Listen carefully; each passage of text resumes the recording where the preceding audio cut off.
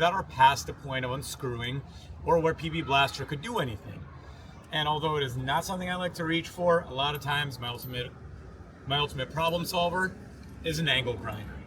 For the longest time, I've been using my Makita. My Makita is corded. I love that thing. Tried, true, but there's always one downside. It's corded.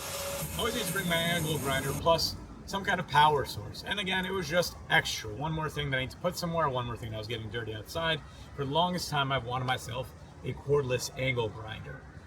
And I finally found one that could fit my budget, because the same Makita cordless, we started going already into the 3-digit price mark, which I just didn't want to cross. That's where the Semken angle grinder hit my feet.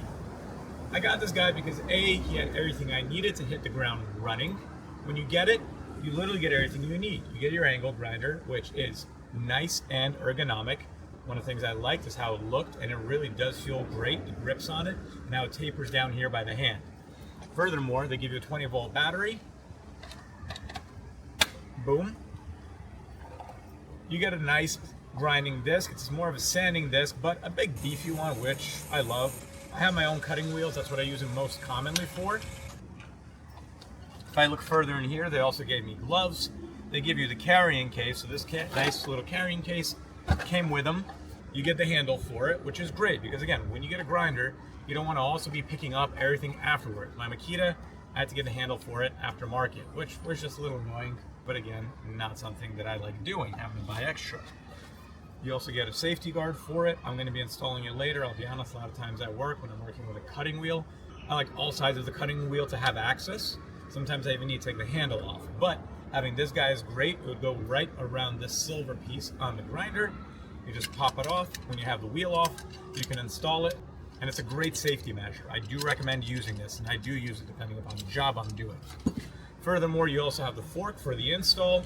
The way that works is once you put the disc on, we hold this lock-in button here on the back. Boom, once it sinks in, now it's locked in place. Your fork fits right into the holes that you have on the front plate, and righty-tighty, we can just tighten it down, and now we know it's in there firm. You also get a charger for the battery, and an instruction manual. Doesn't hurt. I'm quite intimately familiar with how angle grinders work. When you're using it, very easy. You have this nice button right here, ergonomic, easy to use. That's one thing I didn't really like about the Makita. The button was a little bit harder to get at. Here, very easy.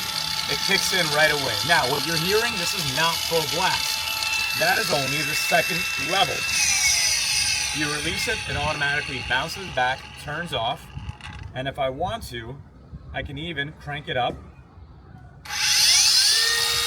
the third speed, which I think that's maximum output, about 9,500 RPMs per minute.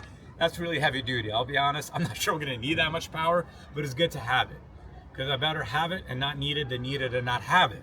The noise on it is also very manageable, and I like just overall, above all, how it feels. Not too bulky, not too large, easy to maneuver, and allows me to just hit the ground running with everything I need. The battery's supposed to be fast charging. They say 2 hours and you get 50 minutes of work time. That was my only complaint in the beginning. I thought 50 minutes would be a little shy. Then when you're done working with it, you just take and break it down the same way you put it together. You pop off your wheel, you put the clips back on so you don't lose them, pop the battery out, make sure you charge it so it's always charged, and everything fits in the bag nicely. And again, that's the thing I love. I love this to just be nice, compact, and easy. I don't need anything extra. It has its own carrying case and everything I need to be working.